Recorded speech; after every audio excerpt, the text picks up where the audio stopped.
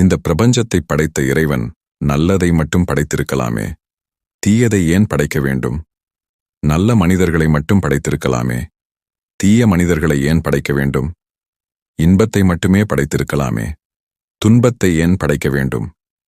இந்த கேள்விகள் நம் இதயங்களில் எழாமல் இருப்பதில்லை. நல்லதற்காகத்தான் தீயது படைக்கப்பட்டிருக்கிறது. நல்ல மனிதர்களின் நன்மைக்காகவே தீய மனிதர்கள் படைக்கப்பட்டிருக்கிறார்கள். இன்பத்துக்காகவே துன்பம் படைக்கப்பட்டிருக்கிறது. இப்படிச் சொன்னால் ஏற்பீர்களா? ஆனால் இதுதான் உண்மை. இதுதான் படைப்பின் மர்மம். இதுதான் வாழ்க்கையின் ரகசியம். இந்த பிரபஞ்சத்தை படைத்த இறைவன் அது சிறப்பாக இயங்குவதற்காக விதி ஒன்றை உண்டாக்கினான். அந்த விதிப்படியே அண்ட சராசரமும் இயங்குகின்றன. இந்த விதிதான் இயற்கை விதி எனப்படுகிறது. வேதங்களும் வேத சம்ஹிதைகளும் இதை ரீத் என்கின்றன. மனிதன் இயல்பாகவே சமூகத்தோடு இசைந்து வாழும் பண்பும் சமூக எதிர்ப்பு பண்பும் ஒருங்கே கொண்டவன்.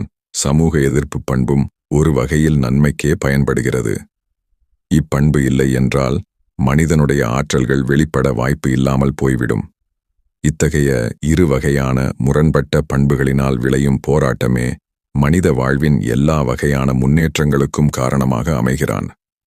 இதனால் நிகழும் போராட்டத்தின் விளைவாக மனிதனின் உள்ளே அடங்கிக் கிடக்கும் ஆற்றல்கள் வெளிப்பட்டு அவனுடைய இயற்கை திறன்கள் மேலும் வளர்ச்சி அடைகின்றன.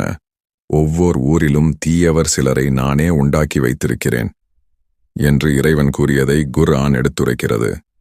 சமூக எதிர்ப்பான தீய சக்திகளும் நன்மைக்காகவே தோன்றுகின்றன என்ற கருத்தை கம்பர் தம் காப்பியத்தில் பல இடங்களில் உணர்த்துகிறார்.